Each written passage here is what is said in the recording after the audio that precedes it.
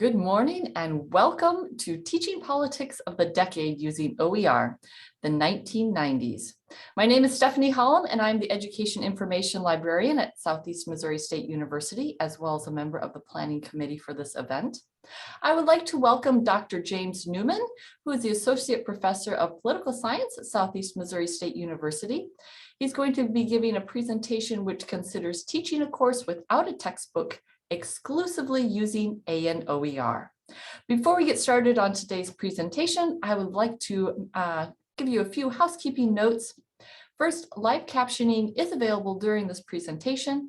You can toggle this on and off using the attendee controls at the bottom of your screen. This session will be recorded and provided on the conference website following the conference. A copy of the PowerPoint presentation will also be provided at the conference website following the conference. Please enter any questions that you have in the Q&A box. We'll do our best to answer them as they are received. And we encourage you also to engage with us and other attendees through the chat function. If you do have any questions or technical issues, please contact Tracy Stout and I will place her email here in the chat.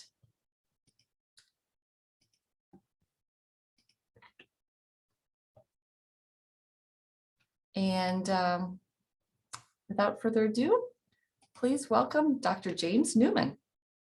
Thank you, Stephanie. I'm going to go ahead and get started by sharing my screen.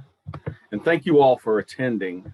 I appreciate you being here early to hear and discuss, hear me talk a little bit and discuss about this topic. And I hope that you are able to take away something of interest with this. And again, as questions come up, feel free to ask as we go through this, and I will do my best to answer.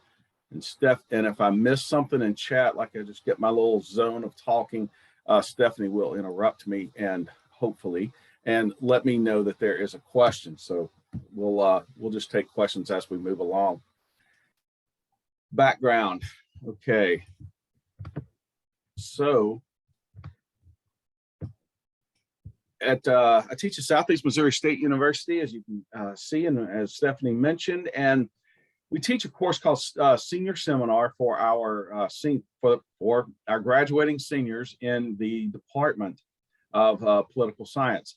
And so they all take the course, and all the core faculty kind of rotate through it, and we teach something within our area of interest, expertise, and that sort of thing.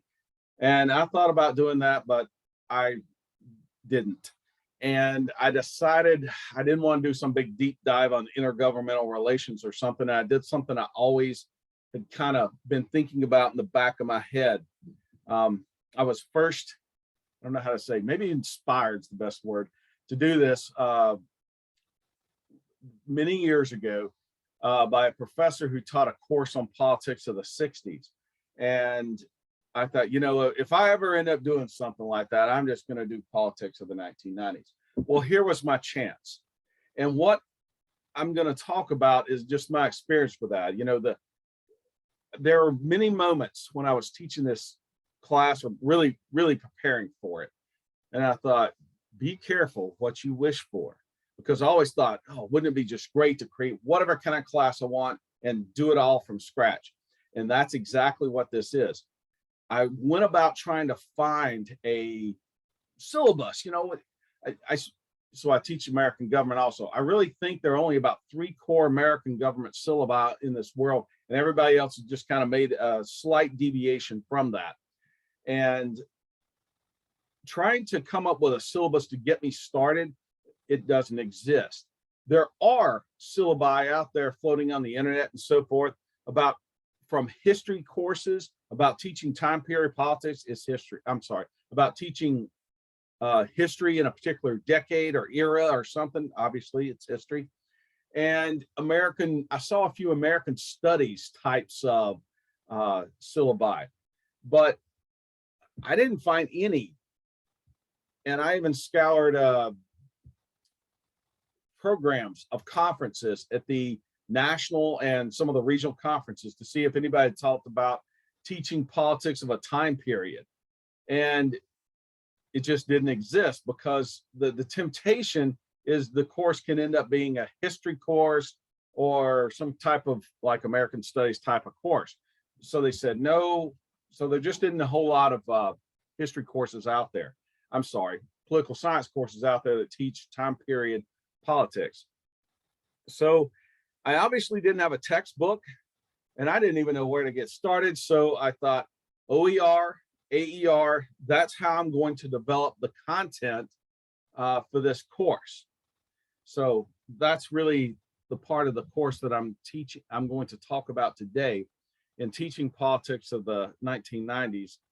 And it's part of a bigger, this is part of a bigger project where I'm working on a paper that talks about what it's actually like, and it's more political science focused on, well, what did students find interesting, or how do you approach it? How did you try to teach two-party evolution or something like that? But this presentation will focus just on OER and AER. It'll also focus on the student reactions and so forth. And I'll talk a little bit about that as we move along. So my primary goal, you know, I thought, oh, I'm going to just do something. I have no textbook and I'm just in a face-to-face course. I do want to mention that. It was a face-to-face course and I just really wasn't even sure how I was going to do this. Okay. You know, the beautiful thing is nobody else was making a decision for me about, here's what you're supposed to include. These are the learning objectives that everybody who takes this course should have. I had to create all of that. So the nice thing is I didn't have, you know, this almighty thing hanging over me telling me what I had to do, but that meant I had to come up with an idea and explain it. And I had to create this. With content, well, there were a lot of different things I tried to come up with in kind of back away from politics. Videos, that was something that, well, you know, it was a face-to-face class. I can't just lecture the whole time. So I should probably do some type of video interaction. And so I grabbed quite a few traditional documentaries on presidents and then big events such as Oklahoma City. So I would get a documentary on, you know, this particular, well, the bombing that took place of the federal building in Oklahoma City. And it went back and talked about this political movement that impacted Waco and how did that take place, and then going back to Ruby Ridge. And it basically, I could talk about politics and what was changing in our country and how these events were extreme responses, if you will, to these types of events. So I could use some type of video for these types of responses. I'm sorry, this video for these types of discussions. And I'm pulling back the curtain a little bit, but one of the reasons why I want to put this at the top, I didn't know how students would respond to longer videos because I used news clips. I found some media outlets that were really good about archiving these types of things, and some that weren't all that good. But CNN and ABC and PBS were probably three of my favorite sources for finding video clips that they had archived from decades, going back to when television was brand new. They had plenty of those types of new clips. But I wasn't sure how students would respond to a news clip that was more than a few minutes. And so I'm over here with this video that's, well, the Clinton series is about 12 hours of content. But if I've got this was a 3 times a week class, so 50 minutes each week. And so I would spend basically the entire class watching a video, and students, vast majority of them were engaged for the whole thing. I was a little surprised, but anytime video came up, they would watch, and they didn't really get distracted during the videos. So that was one thing I was very happy about. I mean, one, you do kind of have to kind of pick and choose. There were a couple that I was considering using, but they were really kind of, I guess, dry, and I didn't know if that would work really well. I try to use a little bit of a parody, and Saturday Night Live had some. They have a long history of political commentary and satire regarding presidents and so forth. And sometimes you kind of have to explain the context, but that was part of the discussion, explaining, why is it that Bill Clinton went into this McDonald's, or the character was parodying Clinton going into McDonald's and talking to everybody about all these different topics. And so that was something I had to kind of help explain, so that it would kind of, make a little more sense. But I would try and use a little bit of that to help students kind of get the background and purpose of this type of discussion. Being in political science, election data, this was completely free. The videos, some were free with ads, and some you had to pay to access, like the PBS video with Clinton. I think I ended up buying it on iTunes for about $8 or something like that. It wasn't really much. It was definitely an affordable thing, but I was able to put it on, how do I say this? Put it on Canvas, which is how I taught the course. A few things where I was not successful. Netflix. I had taught this course in fall of 19, and I was able to get my Netflix account into, I was using Moodle, and show a couple videos there. I was not successful in fall of 2021. I don't know if that's because Netflix had kind of changed. Okay, you're accessing this from a different IP, that's not allowed, or something like, you've been accessing on this IP address, now you're using this other one. We're not going to let you do that. I'm not exactly sure if that was the reason why, but that's also kind of one of the challenges with technology. Sometimes things can change, and it's definitely fluid. Some things that were totally free. Federal Election Commission, an enormous amount of data on elections at the state and federal level. Now, some of it was in very easy to read kind of modern content. Other information were, how do I say this? The information was, some of you may remember, what I call old school PDF, a piece of paper and somebody just scanned it into a PDF. And it has all the little rinks and dust particles and so forth, and it can be kind of difficult to read because it just didn't scan that well. And when digging back and looking at presidential elections in 92 and 96, some of the data were, it could be difficult to read. So that was part of the other challenge. I mean, I thought surely stuff in the 90s would translate well in terms of viewability and technology.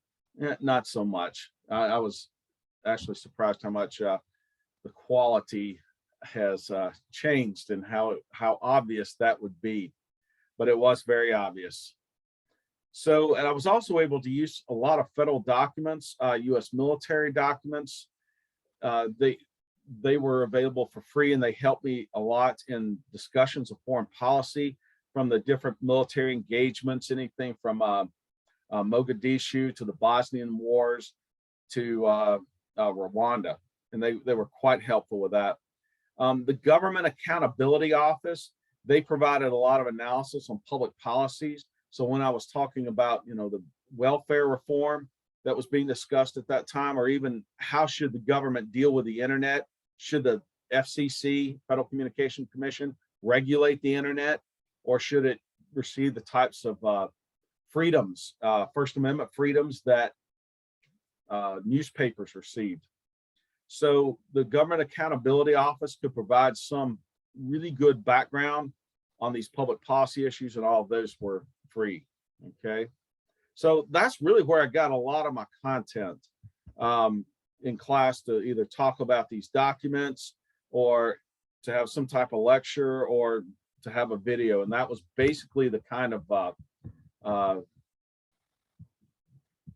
content that I used in the course, and those were my sources. Okay, so well, when the first time I did it, my goals were to try and figure out what is relevant, and I had all these ideas, and then after I got to researching them, I thought, yeah, this is only about 3 weeks worth of class. I have to do more. And I had a lot of challenges in terms of, okay, how do I explain why this is relevant? How do I get terms to concepts that people understand about politics today and try and explain it at that time? Do I have enough data to even explain this topic? That was the other thing. There were a couple of concepts I wanted to talk about, but I just didn't have it much data. I thought that I've got this one news article and I'm not going to be able to do but about 5 or 10 minutes on that. And so that was a real challenge right there, trying to explain all the topics and using in not just political terminology, but just try to explain the background information. You know, like even on the little picture right here, you know, try to, okay, why was it that Chris Farley would do these types of things and say these things, and people in the House chamber would kind of laugh about Newt Gingrich, okay? The other thing I wanted to kind of mention on how it went, I really spent my time in this preparing for the first course. It was basically my summer of 2019. I did spend some time in the summer of 21. It wasn't nearly as much time as 2019, but to be frank with you, it was an enormous amount of time and effort because I had to find the sources. I had to evaluate all these sources, and I also had to basically try and this is after I decided, okay, what am I going to talk about? What's important? What's not? And then after I couldn't talk about some things or I just didn't have enough data, I'd have to go find something else. But this was my summer of 2019. Much less so in 21, but still I had to make several changes. And there was, to be frank, a lot of information that came out that addressed the presidential election of 2020 that brought in a lot of things that took place in the 1990s. Okay, so that was one thing that I wanted to make sure I mentioned because it was certainly time consuming. Out of every course, you know, that I've prepped, or you think about teaching a particular course, you start off, you know, you've got this maybe somebody else's syllabus, you've got a textbook, and you kind of go from there and interject yourself and your personality into that course. Well, I just injected mine all over the place in this particular course. So a few things I learned. It's really not quick and easy. You know, this was a big undertaking. And a lot of stuff, sometimes I ran into the free stuff isn't as fun as the stuff that costs a little money. Like a lot of the really good videos, I had to pay at least a little bit, but I never found anything to be expensive. I did keep my Netflix subscription, even though I couldn't use it in 2021, but it did provide at least some information to me, and I could go in different points. Some things I learned from students, and I'll talk about this in a little bit when I discuss some data, but some really struggled with learning in this non-traditional setting. Okay, I'm coming to class and I don't have a book. When I first taught this, I thought I'm going to do this without PowerPoints. I will write on the board and I will talk in class, but I'm not going to do the PowerPoint thing. See how that goes. Some people complain. I was a little surprised by that. I didn't think people would complain that they didn't have PowerPoint. I always kind of viewed PowerPoint as in some ways a necessary evil and just something to help them stay on track. But the real learning gets done, you know, in the discussion. But that was one thing that I saw, and I didn't see it an enormous amount, but the few comments I had, that was one of them. And some literally didn't know how to prepare for class or take notes.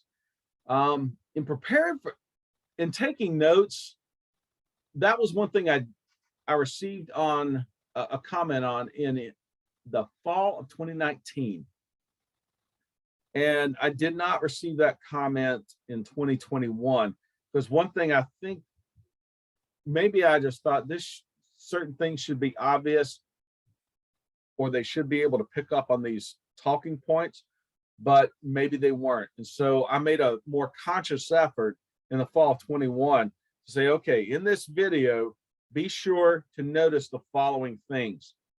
And I think that alleviated it. So there were definitely things I needed to, I guess, improve upon that from teaching this from that I learned from the fall of 2019. So there were several things that I thought, okay, I need to make a change, and here's what I can do. The one thing though that I just wasn't real sure, I don't know how to prepare for class, and geez, cynically, I kind of look at how many people are prepared for class. I mean, it, you know, I've had all these books and I go through, and I've even had little quizzes on the readings and class discussion on the readings, and I think, yeah, there just aren't that many people who actually did the readings. So I wasn't real sure how that one surprised me a little bit.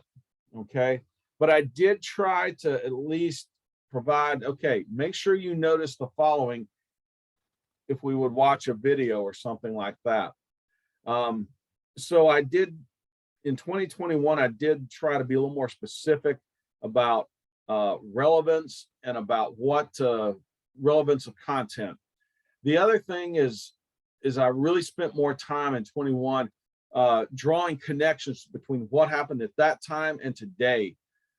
For example, one of the themes was how the Democratic Party has changed in its policy preferences and about how its makeup. And we looked at how Bill Clinton ran and his platform, and then Hillary Clinton, 20 years later, 96 to 16. And I really tried to work a little more with connecting the themes of how what happened at that time has impacted politics to today, or how things have evolved.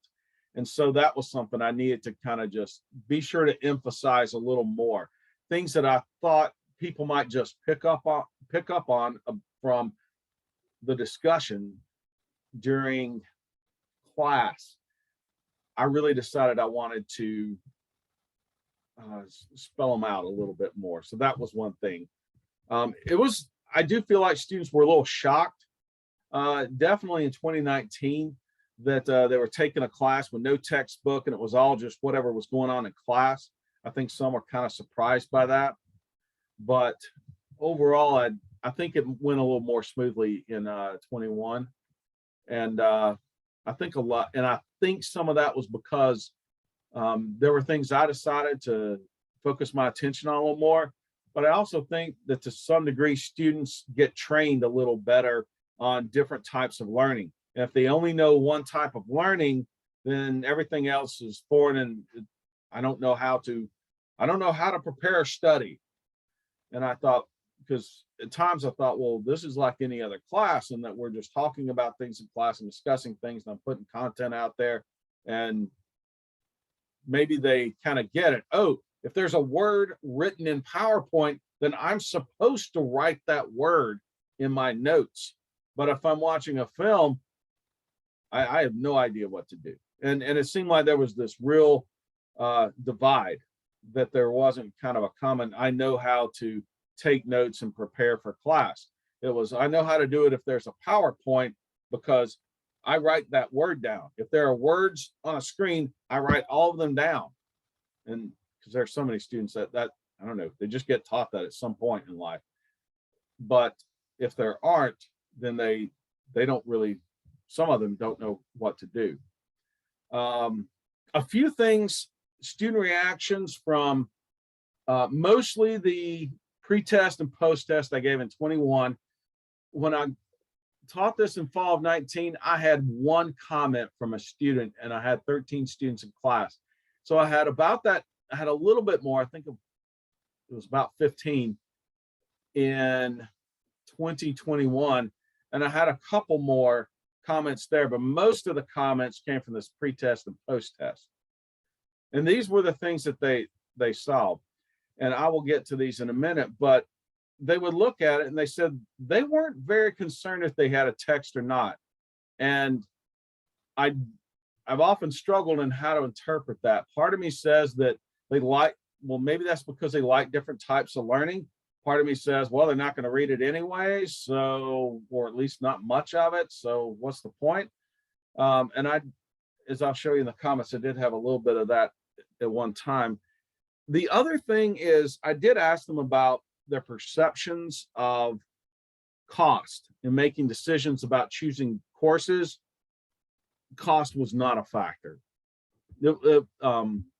I didn't get too much into it in the survey, but after going through and digging through a little bit of literature, things such as if they're choosing a course that they don't have to take, they look at things like, do I find it interesting? Does it fit with my schedule? Those are the top considerations rather than cost of the book for the particular course.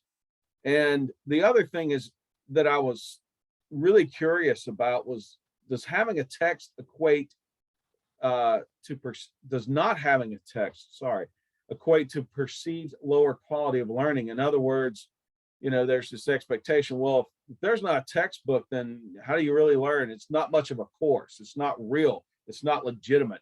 Like, does a textbook legitimize a course? And they did not have that perception. Okay. All right, let me see. I hope this is clear. Let's see if I can move this. Okay, raw data, if you will. So I had a question on a pretest and a post-test, and just to give you background. So I thought there's only one way I can get this data. And so I gave this pretest on the first day of class because, hey, everybody's in class that day, except maybe somebody. But basically, everybody shows up at the beginning. And then the post-test was given during the final exam, like right before, like, take this post-test, and then I'll give you your final exam. That may not be the best conditions to do that, but I guarantee you that's the only way I could get everybody to do it. Attendance was really weak, especially last fall. It seems like we're still getting out of this COVID attendance fog. And, it's not just a phenomena with, one professor or even one university. I was even reading in the Chronicle, there were professors at University of Kansas talking about, especially, from more so with the gen ed than the grad classes, but attendance was just really bad this past fall. And there were days I had less than half the class in attending, and quite a few days, not just Friday before Thanksgiving, but it was I was surprised at days. But I asked the question, share thoughts about taking a course that does not use a textbook, and most said they really didn't have a big preference. So, and this is at the beginning of the course. Okay. So anyway, that was it. Basically, they thought, well, as long as I can get some information, that's fine. Sorry. I don't know. That may have been verbatim. I was writing a lot of this verbatim, what students were writing. So anyway, that's it. And actually that student I assume that student meant as long as we have access. Okay. But this one, I guess I should have gone back and edited this one, but I just copied everything as written by students. Okay. So let me move on to the next one.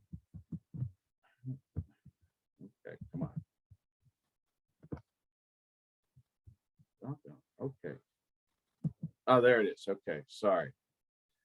And then here are a few others that were written at the beginning of the course and their attitudes about textbooks. Okay. So, and I didn't really do a lot of follow-ups. I would love to come up with some situation where I could sit down one-on-one and ask students, but even under these conditions, I don't know who wrote what, and I tried my best to hopefully get as many honest answers as I could, because I would hand out these pieces of paper, they would write on it, and I'd say, just place it on that podium over there on your way out, and don't put your name on it. And so that was it, but you never know. Some people may still kind of be all skeptical or whatever. But that was the best I could do with this particular situation. But I really did find it kind of interesting. I mean, a few people said, as long as I can access stuff, I'm okay. One student, again, just flat out said it's rare that people use textbook unless it's specifically required for an assignment. So I don't know if it's really worth the money. All right. So I'll move on to the next slide. So here's my data dump. So I started off with 18 students. I finished with 17, but one of the students missed the final exams. She took it separate and she didn't return the the post test. I don't know if she just either didn't want to, forgot, or was concerned about, I know who I could identify her with the responses. And okay, so that's why I'll be frank with you. I have two different N sizes. And yes, this is not large. And I get it that, I'm not claiming a lot of statistical significance. I'm just telling you what I found in the two courses that I taught, who were seniors. And this is as large of an N size as I could get. So, and these are each of the questions. So I did not incorporate the actual questionnaire into this presentation, but I'm totally fine sharing the actual questionnaire with anyone. But these are the questions I wrote, and these are the responses. So it didn't seem like it really mattered whether or not they were using a textbook. The other thing that I wasn't super surprised because of some attempts at researching really the notion of cost of textbooks and how that impacts student behavior.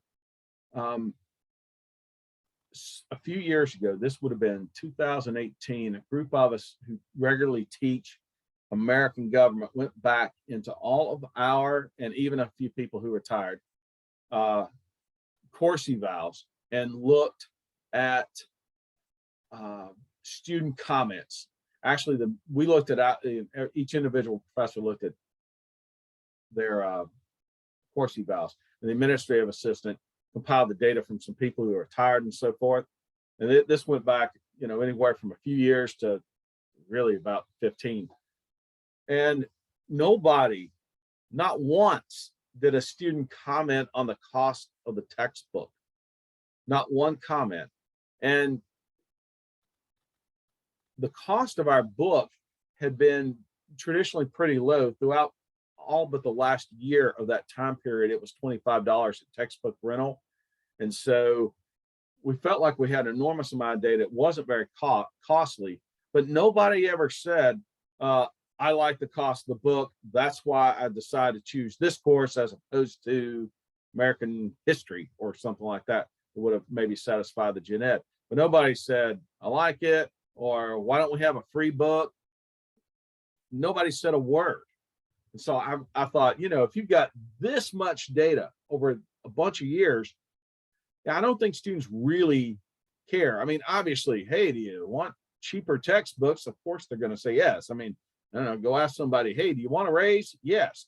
But does that translate into any kind of behavioral change? I really didn't see anything about that. And I just flat out asked them, does the cost of textbooks impact decision-making to take non-required courses?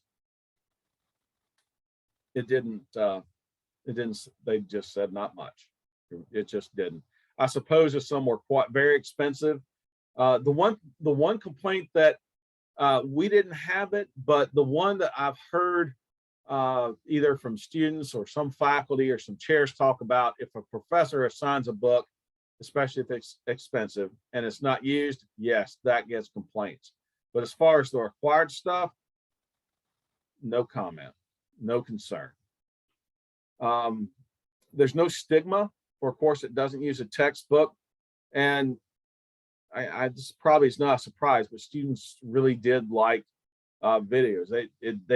That caught their attention. And none of the videos included me just, in front of a webcam or something like that, talking to them, and not video lectures. But these were things that were edited by professionals. And that's one of the reasons why I do like those videos. And I don't do a whole lot of me because, I don't have some professional editing and so forth that these other organizations have, and they're much better at creating a video than I am. So again, this is kind of a change. What I show you here is the pretest response and the post-test response. I'm sorry, let me go back for a moment. End of course data, okay? And this is beginning of course end size, and this is end of course end size, all right? But I just want to see, I was really looking to see if anything had changed while I was out there doing this sort of thing. You know, I mean, could the change be good or not good? I didn't see a whole lot of change. Again, if the end size was a little larger, maybe I could see something that would pass for statistical significance, but I don't have a large enough end size. It's just this kind of anecdotal data, if you will, anecdotal evidence of the data. But no real concern about a little bit more. It seemed like maybe a little more possible that you have a little more openness to taking a course that doesn't have a textbook. The number 4 concerned me a little bit, but fortunately I don't have statistical significance on that. I'm skeptical of the quality of the course, of a course that doesn't use it. And that's after they took my class. So I don't know. I'm hoping that's not statistically significant, but it did increase a little bit. And then students liking videos increased a wee bit. But again, not a whole lot, not very, I certainly don't have enough data for statistical significance reporting, but that's just kind of where the responses were. I wanted to just show you a little bit of change. I'm sorry, on those 5. So, and this is kind of the free response from people at the very beginning. All right. Share your thoughts about taking a course that does not use a textbook. And this is at the very beginning. Doggone it. No, I am totally wrong. I apologize. I just now realized that.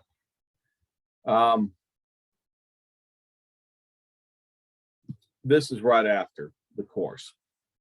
So this is at the end. I apologize. I just now saw that. Let me do the chat, go back. I've got some questions. It looks like maybe. Oh, well, not a problem. Okay, do that. So there were some that wanted something a little more article related. I don't think the student meant journal articles, but the student meant something like I assume kind of media articles. I'm not real sure though. But some did. Some thought it was okay. You know, it looked like positive comments. Let me move down. What is going on? I think I'm going to have to click and then, okay. End of course continued. Yeah, I apologize. I don't know. I just wrote I wrote beginning when I should have written in. But a few other comments about, again, I apologize. Let me revisit the question.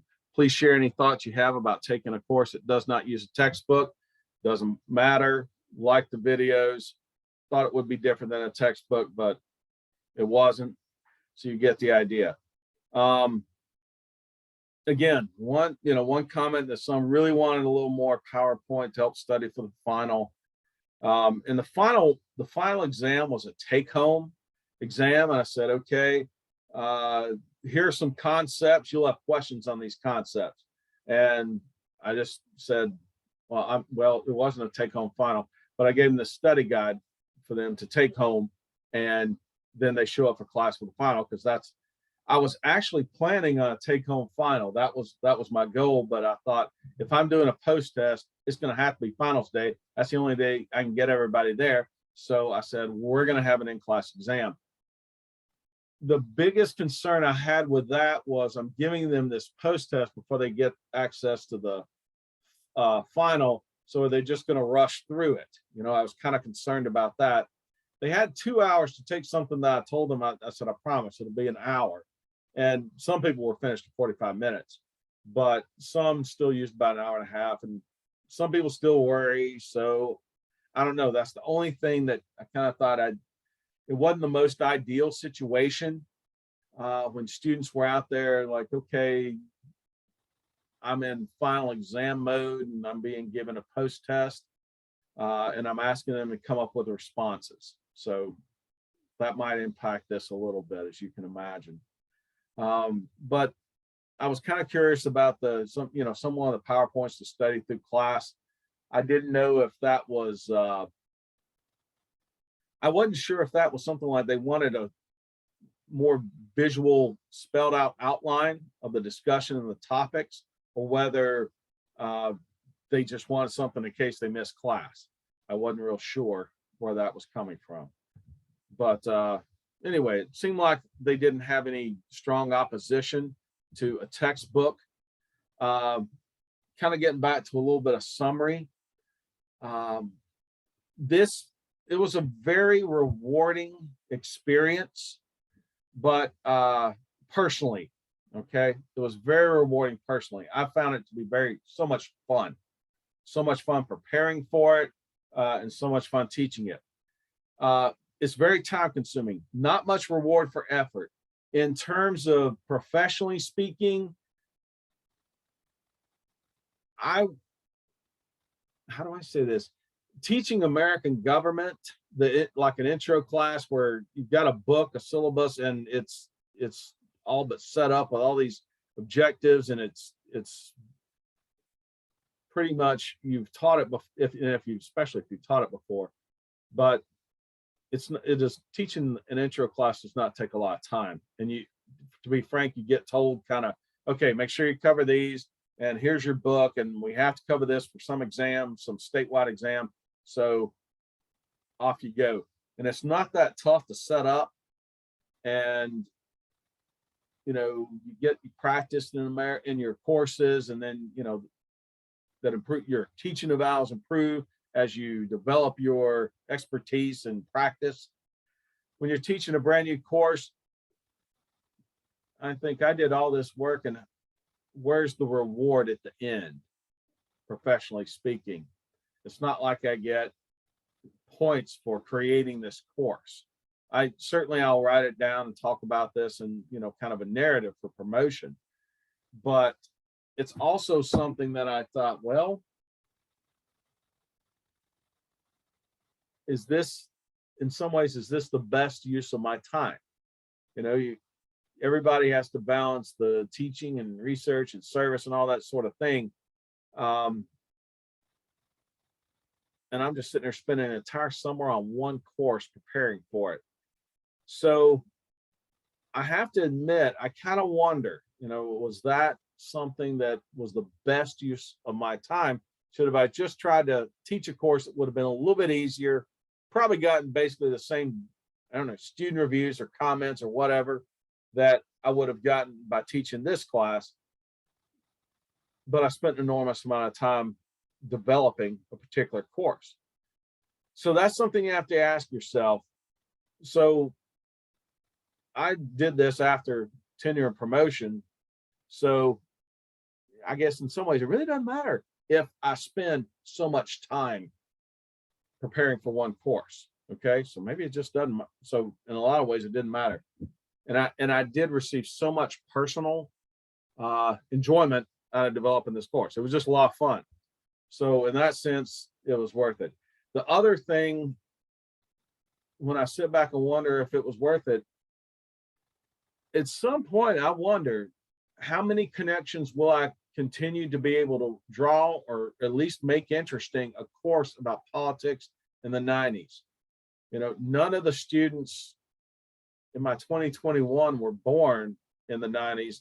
So in a way, it's just like I may as well be teaching American Civil War or medieval Europe, because it's all before I was, hey, it's before I was born. It's all ancient history. So that's kind of the other thing that I wonder about. Like, I don't know if this will still have enough relevance for me to keep teaching the course, but that gets into more political science type. But if you are teaching a course without a textbook and you're trying to create all the content yourself, it can be a real challenge. Okay. And kind of in summary, these were just a handful of things. Students really didn't have much of a preference on whether or not a book was used. The main thing is, it seemed like they just want to be told what's relevant about the information provided, regardless of the format of how you provide the information. I couldn't find any evidence. And the students basically said, it's not a big deal, the cost of the text. It's not going to, in the sense that it does not impact their behavior of choosing a particular course. they don't look down on courses without a textbook. And just like in any course you have, face-to-face especially, in-class presentation of content is still relevant, and that's still where you get your feedback and approval or disapproval from students, and that the book does not play a part of that. It looked to me like, yeah, some of the comments kind of reinforce some, the idea is that if you teach a little bit and you start seeing student response, they're not always the best about reading the material. The OER, AER, it provides content, but it's not like a text. You have to verify the quality of the content, and the content's out there. You just have to know the material well enough and be able to evaluate it, and you have to do that for everything that comes into your course. Whereas a textbook, you kind of accept that that has the kind of quality and of a source that you would expect, you feel comfortable using. And finally, I guess my biggest thing whenever I ever taught somebody, it's the last sentence that I tell them, teaching without a textbook or starting a course from scratch, it gives you a lot of freedom, but be careful what you wish for, because with freedom also comes responsibility in using that freedom. And I had a chance to do everything, and everything takes a lot of time. So, okay, I spent quite a bit of time talking, and I would really like to open this up to questions. If it's okay with y'all, I'm gonna not screen share anymore. Or should I just keep it up and see if we have questions? What do you think, Stephanie? You can close it if you want, or you can keep it open, whatever you feel most comfortable with. All right, well, hey, what if I do pause? What if I do stop share? And then I'll just leave it open, and the floor, it's Thursday, but we'll just call it Open Line Friday here. So the phone lines are open on Zoom land. Thank you very much. I did have a question, actually. So Yes, you focused on the 1990s, and you're contemplating, is this still going to be a topic relevant for political science conversations? Are there other topics you are possibly considering to explore? I'd even thought about, I thought about maybe even picking a different decade, maybe even the 2000s, something that might be a little, at least in some memory, maybe, of the students. Or I thought about just going something real specific about state and local and focusing on Missouri and that sort of thing. Those are the two things I've really kind of been considering. My main thing is I would hope it would be something students might have an interest in, and then doing a deep dive, because that's really what these kind of senior seminars are. They really focus on a particular topic. They talk about extensively and try and get students more engaged in the process. Those are the two areas where I thought about doing it. I don't know if I don't know if I'm quite up for developing a course of another decade. At least with something like state and local, there are a lot more texts and so forth that I could probably use as kind of the shell or the foundation of the course, and then I can build up from that. So I don't know exactly what I'll do, and I'm actually in the process on our course evaluations. You have there's a place where we can kind of put a customized question to the course. I'm asking students that very question as to okay, if there's a topic for senior seminar, what's your interest? What do you have? What's on your mind? And then see if I could actually pull that off.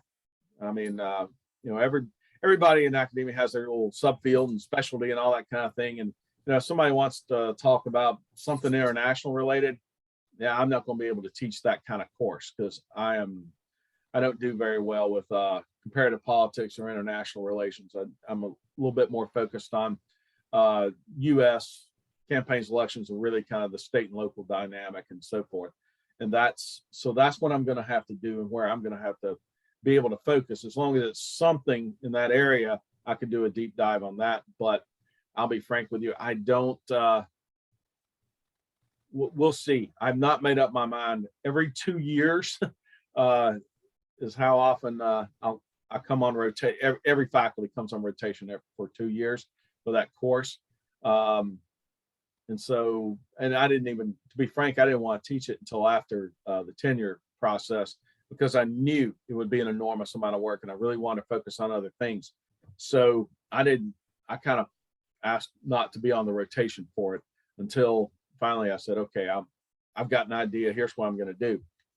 But trying to decide, because it is, in a sense, yes, it's you come up with your own course.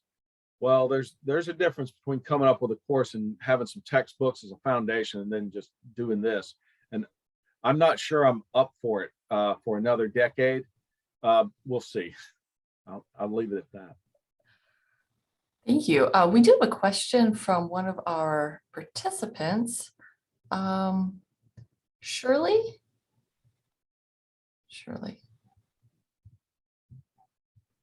Oh, I think we've lost connection somehow.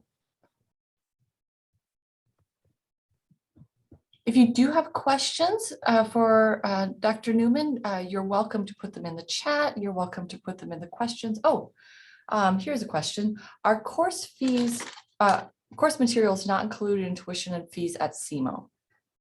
They are not. No, everything, I don't know how to say it, it's standalone. Now, let me put an asterisk by that. There are some courses, not in my field, but there are some, mostly in ones that require lab and maybe computer science or our agricultural science. They have certain types of course fees that are all part of your university bill, so to speak. And that would be included, tuition and specific course fees. As far as books, those are not a part of it. And I understand that's often in part of the discussion. Like if you show up for the provost thing, provost of SEMO, the school where I teach, is going to be a part of that panel. And one of the things that I've heard him speak on more than once is one of the things he likes about OER is it allows students to not have to spend money as opposed to, if how do I say it? The way students get money, it's often in grants or whatever with the bill, and the books don't go through the financial aid office and that sort of thing. And that's one of the reasons he pushes OER. So yes, there are fees, but they're not fees that would involve a textbook. Does that kind of answer your question? It's my goal that I hope it did. We have a kind of follow-up question. You have an affordable rental system at SEMO and also an outsourced bookstore. How do you feel about that? I like our model. As far as the affordable rental, we're at $35 a semester for the books. I like the process. Some people, I'll admit, some people get all bent out of shape, like I want mine, and that's that. But I'm totally fine with our model for the intro American government, which is by far my department's biggest most used, biggest, I don't want to say biggest seller, but that book, there are 5 of us. We meet as a committee and just kind of select books, and then we vote and rank them. And that's how we come up with the textbook that we use. And I'm okay with that. And if there's something in a textbook, I'm like, well, I'm just not going to talk about it. I don't talk about it. I talk about something else. And if I want to add something, I just add it. But I really like that model. The students seem responsive to it. In my upper division courses, there are some books, it's as long as it's used more, the book is used more frequently than once over a 2-year period, the textbook rental will adopt the book for rental. Okay, and I'm teaching a grad class right now in which one of the books is available through textbook rental for the graduate students, and it's $35. The other textbook they'll need to purchase. So that part I'm fine with. With the other bookstores kind of standalone, I haven't had any problems with that. I kind of like it. I didn't know if I don't know anything more specific, but it works pretty well, and I haven't had any trouble with the actual bookstore. The only challenge I ever see is that with the bookstore, they won't order as many as books as there are students because, well, students just buy their books wherever. That's kind of the way things have turned out these days. So sometimes if there's like a big dependence of students on the bookstore, they might run out. All right. But one thing I found is students will buy them wherever. Some of the more motivated ones will actually buy them at wherever online before class starts. So I really haven't run into any types of problems or challenges other than sometimes they don't order enough books and they do run out. But that's I can at least understand why the bookstore does that, because students just don't buy books at the bookstore like they did 15 years ago or even 10. Does that answer your question? Hope so. You're also welcome to, if the things aren't being clarified and you want have additional follow-up questions, you can raise your hand and I can unmute you as well. So please let us know.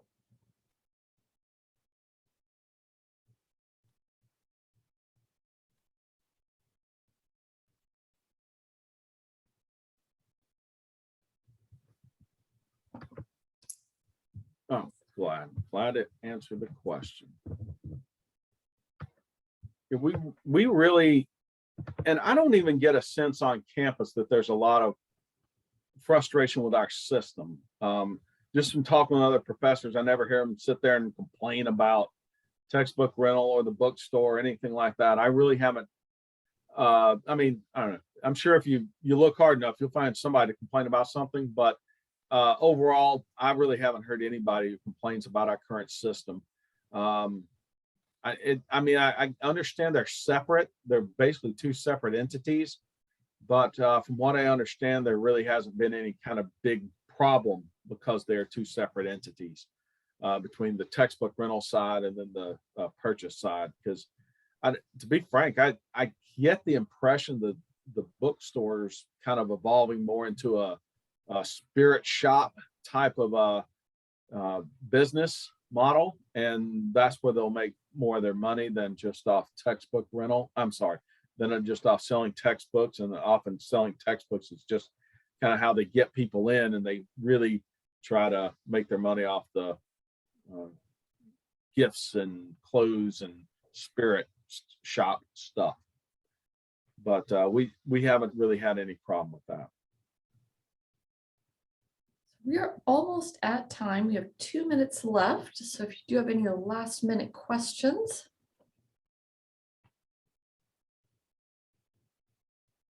We have another one that came in. How can state level stakeholders support OER on campuses? Is there any buy-in from state education leaders to expand offerings? Oh, that's a wonderful question. Honestly, I'm just not super familiar with who the people to talk with on state level state education leaders might be. I can tell you, if you're thinking, hey, I'm interested in expanding or making more people aware of this opportunity, there's an enormous amount of information available online from journals or some other place that talks about the dynamics of OER and what they how they're used, things pros and cons, if you will. There are a lot of discussions on that, and you can just kind of get that information and tailor it to your situation if you're trying to advocate for the OER. There's a lot of information that can help you with this type of advocacy. And for example, I like OER and AER, and I'm totally good using this in the class. I use it not so much because of cost, but I use it for pedagogy reasons, and that's the primary reason I use these types of things. I just don't feel like if you're doing it just for cost, it could be a situation where maybe you lose quality control. Maybe you just make more work for yourself and not getting kind of bored, like it doesn't really help anything. You're just working more. But I do like OER and AER because it opens up a lot more opportunity for me to teach certain things and use certain documents to illustrate exactly what I'm trying to do. And that's why I like and use the AER and OER types of things for my courses. But I'm not super familiar with education. Say I don't know how to put it other than the Department of Education or higher ed in Missouri really developing some plan to say, hey, let's do this. Most of it's just very localized, but there is an enormous amount of research out there and information that can help you with your advocacy if that's what you're wanting to do. Might also like to add the last session of this conference actually addresses this. There's going to be additional information about this, so you may want to attend that session. We are actually now 1 minute over, so I think we'll have to end, but please provide your feedback on this session through the survey that will appear after the session concludes. The next session is from 11 to 12 called We've Built an Arc. We hope that we see you there, and thank you so much, Dr. Newman, for your presentation today. Well, thank you for inviting me. I hope that everybody who attended was able to get something, or at least see what I attempted to do well and did not, or whatever. But I really hope people find one thing that you can kind of take from this and say, okay, that I didn't know, or this I found interesting, or maybe I can try this somewhere else. And I'm always interested in kind of input, and I always enjoy hearing other people's stories with this type of information. I'm certainly always willing to talk about that and open to feedback. Well, thank you, and hope to see you in an hour, everyone. Thank you Bye. for coming. Thanks for inviting me.